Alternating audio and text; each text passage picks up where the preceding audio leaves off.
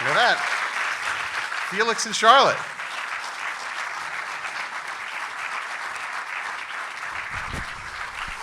Hi. Hello, everyone. You didn't dare to say our last names? No, that was on purpose. Felix, I don't know how to say your last name. Can you? Because I know if I did it as it's spelled, I would humiliate myself and my country. So how does one say your last name? Van Groeningen. And, It's very Italian. And yes. And it's Van with a space and then the second word. Yeah. And your last name is? Vandermeersch. Okay, but this is amazing. You have no space. He's got a space. What happened? You can't. It says everything about me. All right, we'll figure that. We'll get to the mysteries of the Flemish spacing another time. Well, these two are, in all sincerity, the greatest husband and wife Flemish filmmaking team working in Italian today. There's no question. Wow, thank you. But that being said, no, it's interesting because you guys, you're married. You wrote the film. We're not, but you're not married. You're a. We've been together a long time. Okay, you are a partner in life as well as in art. Yes. Okay, you are partners in life as well as in art, and you based the film on a novel. You wrote it together. You directed it together, and yet I think the thing that strikes me so much about this movie is that it feels so personal. It feels like it's like an I is telling the story, and yet it is not. It is something you worked on together. So how did you make that happen? Yeah.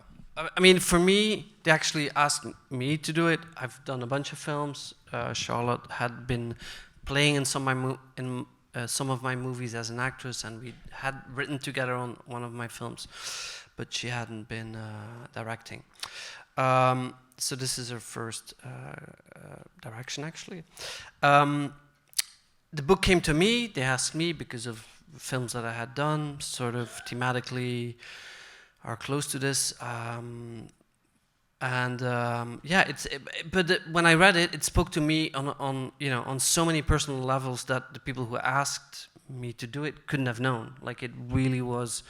I have this place in France, so we live in Belgium, in France, 8 hours away, in the middle of nowhere. It's in between the mountains, not mountains as high as these, but nevertheless very far from civilization. And my parents went there since I was a baby, basically. They built a house there. I went all my summers there. Part of my family lives there, so and I kept going back. I built a house there together with my brother and my cousin, who is sort of my personal Bruno, who still lives there. So we go in lakes there, go and swim in lakes there. There's just this place on earth that I have that when I need to get away from the city, when it's all too much, that I have, that is very pure. So I for me that was very personal. And then I was crushed when I read the book. I did recognize myself in the part of the friendship. I have friendships like that where it's sometimes really hard to talk, but I really need those friends, and they've made me look at myself, and I think I've made them look at their selves, and we've been able to help each other. I know there were moments where we couldn't help each other at all. So it just all moved me very much, and then we wanted to work together, really write something together all the way.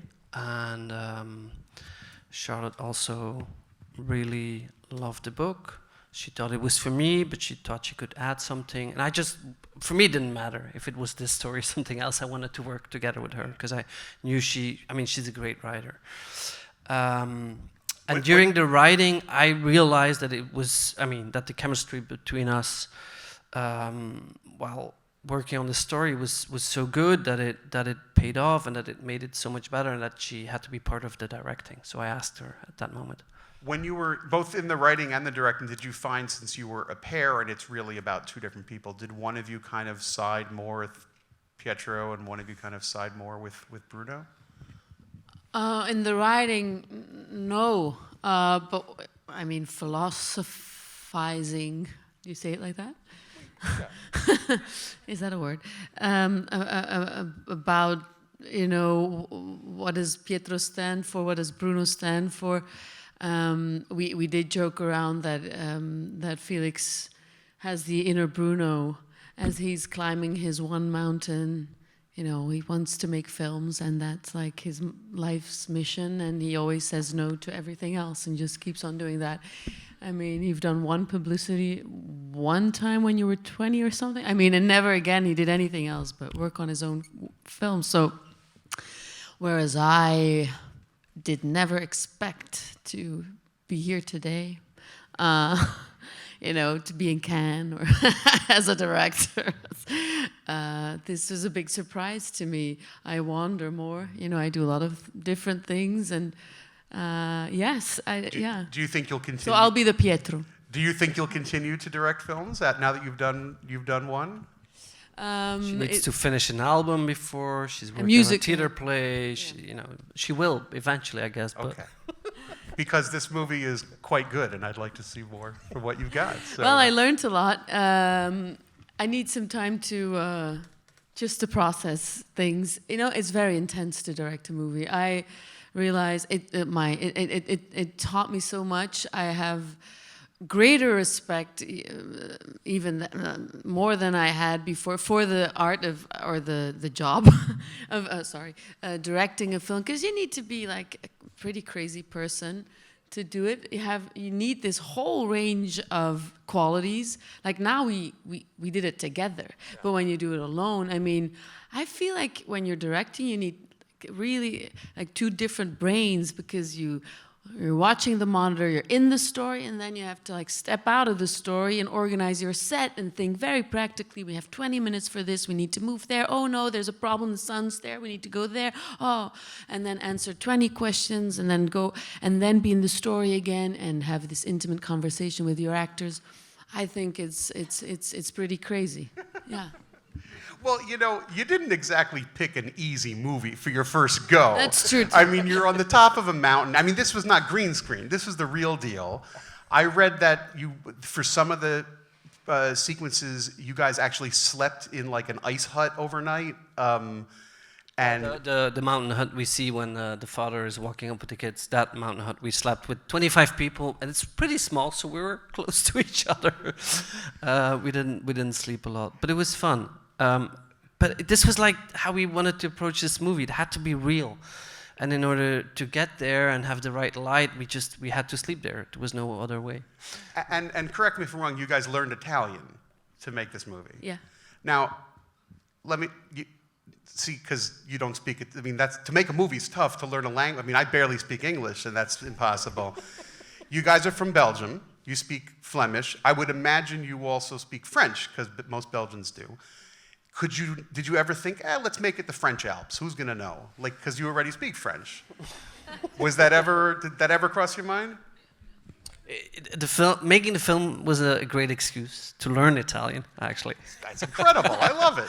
No, we read the book, and it's so actually, they asked me, you know, when you read this book, think about maybe an English language movie, and so that seemed so weird when I read it, because it's so authentic, and it's really about real people and real places, and about a world that exists but is disappearing, but it's there. So to then change it to another language made no sense, and to change it to French, I don't know what the difference would have been. And for us, it was, you know, it's exciting. You know, it's exciting to learn new things and to learn new people. And I didn't know a lot about contemporary Italian cinema as well, and I, you know, just diving into that and getting to know all these great people, great actors was amazing, because they have obviously an incredible history of cinema, and then so to work in that system and with people part of that system was amazing. We had a great love for Italy, and it all came together somehow.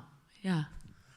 Now, the house that they built was actually built during the production, and the actors, I'm not saying you made them work as carpenters also, but they did kind of do their own job when the cameras were rolling. It's like, well, we have to build the house, let them build it while we're shooting. Is that the philosophy?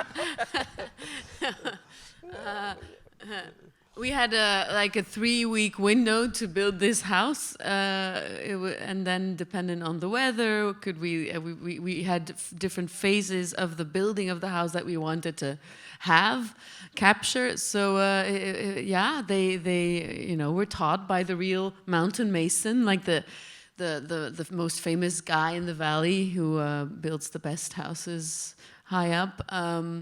And he and his son, went for it because, they were on a tight schedule. It was all very well planned out and then very dependent on circumstances. And we did, ask them to stop after the take was over.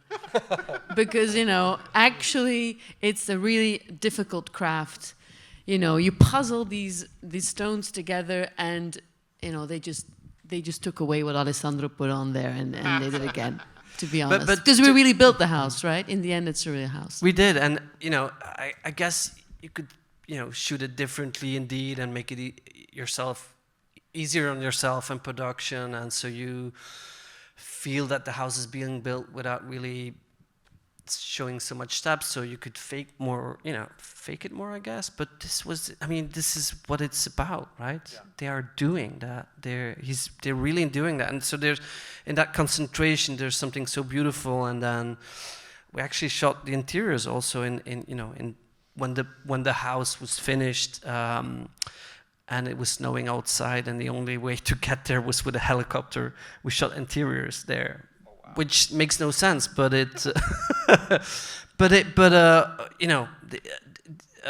the other solution was then to build it on the stage somewhere in the village, and it was going to cost as much. So we did it that way, and it allowed us to be there when it started snowing. It was really cold. This was how we approached this movie on every level. Yeah, I think that authenticity really comes through. I think you feel it. It's a special film. One of the elements that I really liked, and maybe the audience agrees, was the use of the music. And I'm a guy who, I write about culture, and whenever there's a song in a movie, I go, I know what that is. That's that old artist from blah, blah, blah. And the whole time I'm going, who the hell is this guy? What is this guy? So I looked him up, and he's world famous in Sweden. His name is Daniel Norgren. He does not play in the U.S. often. He's not that well known in the U.S. He has a bit of a bigger following in the Netherlands and Sweden and in Belgium. These are all pre-existing songs. So this reminded me of some other movie. It reminded me of Harold and Maude using Cat Stevens' previous songs, or The Graduate using Simon and Garfunkel. And I love when a movie does that, and it's pretty rare. And I loved that your movie used the music, which was all new to me, of Daniel Norgren. And then I read that originally he was going to write a score, and then it didn't work out. But one of you had the brilliant idea, let's just use his songs. So tell me a little bit about why you were so adamant to include his music. So my brother gave me a record of Daniel Norgren years ago. He'd done a road trip, a beautiful trip through Chile, and they stayed in cabins. It was like a nature trip, and they said this was the perfect album. You're gonna love it too. And when we started writing a version of this, of the script, Felix put it on repeat in his ears because he does that. I don't. I can't bear any music, but he does. And after a while, it just stuck with him, and he said, maybe we should. It was the first thing we said about music. He was like, maybe we should add the contact. Like, should we get in contact with? Should we ask him? I was like, yeah, that's great. Great idea. It's a great idea, man. And sorry to jump in, but like what we only afterwards realized, it's just all these songs they're inspired by nature. He goes out on long walks. He records stuff in the woods and then makes it part of his songs. He's super analog. He records it on a 4-track. Obviously, his voice is amazing, and we think his voice has something masculine and feminine at the same time. It can be very high-pitched. It's very well-pitched. When he sings a note, he sings it. It's very pure. He takes away every note and every word that he deems superfluous. So he's just very stubborn and uncompromising in that. So when he backed out, because first he accepted to do it because he loved the script, he watched Felix's movies, he read about Paolo Cognetti, he ordered the novel, and he was like, yeah, this is my type of story. And then after a month of negotiating with, and the Italian production company, and, you feel that there's a big machine behind it, because that's true, it's a big thing. He backed out. He's like, no, and don't you ever try to contact me again. That's why, I didn't say that, but he disappeared. Don't try again. That's what he wrote in this little tiny email. I decided not to do it, bye. I'm sure. Don't try to contact, because I wrote, you look it up. She's got the email. Don't I do, and I She'll cried. show you at the. I cried, and then I wrote him this whole email about how I think what went wrong and how he backed out, and maybe he was afraid, but we would take care of him. Anyway, it didn't work. He never answered. But it worked. With the song, at some point we got the idea. We heard the song playing in a restaurant, and we were like, "Wow, this is a great song! It's Daniel." And then all of a sudden, why not use these existing songs? And with the editor, we tried it with this one record, Alla Bersi, and it worked. It worked amazingly. And then we went to him, and he was really okay with it. And then he actually started sending more stuff that hadn't been released yet. So it became a very beautiful collaborative. Well, I mean, in all sincerity, I've been on Spotify nonstop since I've seen the film, and he's kind of unknown in the U.S., at least to me. So, we do have to get downtown for another. We have to go to a lesser theater downtown with losers who don't come to Lincoln Center, but we promised. So we do have to race because it's raining on a Saturday. But if we have like one or two very quick questions from the audience, we can do like a lightning round. If anybody has their hand up, in the middle with the white hat. When the character returns to the mountain to build the house, and he's running up the mountain kind of for the first time to go to that peak, and he kind of embodies this very like boyish quality. He's running up the mountain, he's hopping around. Yeah. So I'm interested, was it very physical? Did you tell him run like you're a boy, or did you say this? Was it more, metaphorical, and did you more so say this is that moment? Or at least that's how I interpreted it. I'm just interested to know what was your direction to him in that moment? To dance. Yeah, to dance.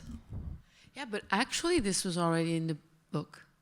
The dancing, the walking up, this moment that he like walks up the stone dancing almost. Like first it takes a big effort, and then he starts jumping and he gets this energy as if he's dancing.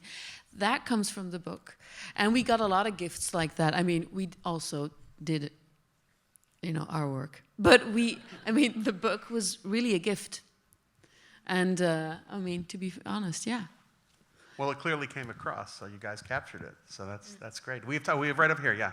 I want to ask about the format, because it's in square format, which I haven't seen in so long. It's Academy aspect ratio 1.33, and actually there's quite a bunch of films lately doing that, so we're not original. but not a lot of mountain films, so it does seem counterintuitive to do this.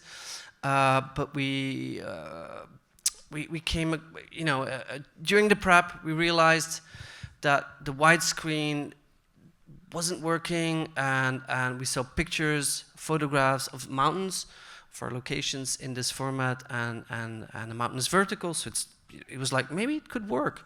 And we tested it, and it made it way more intimate, and we found that it gave us a lot of freedom in how we wanted to frame things. We could always, put the character lower, and the mountain's always in the back, and so we went along. Somehow we tested it in a small cinema, and I don't know, it just really made sense. We all fell for it immediately because something draws you in more, and then there's more mystery somehow. Because you only get this much, yet it is more vertical. So and at the same time, there's a tension there because it's a bit like people are stuck in the frame. So our cinematographer, who's great, Ruben, he also immediately Felix proposed this, and then we just immediately went yes. And then we saw the test, and we were convinced, like 100%, because it was also original, and it gave it, I don't know, like a mix of an old world and a new world today, which is also part of the story in many ways. I think it does sort of give it a little bit of a classic look, and I think it's appropriate because I really do think, look, a lot of movies come out, they come and go, and I think the people who see this movie will remember it for decades. You know, you're not going to forget this movie, and you're going to... Here, this is the greatest screen ever to see this aspect ratio because you don't have the size, you know, that lit up.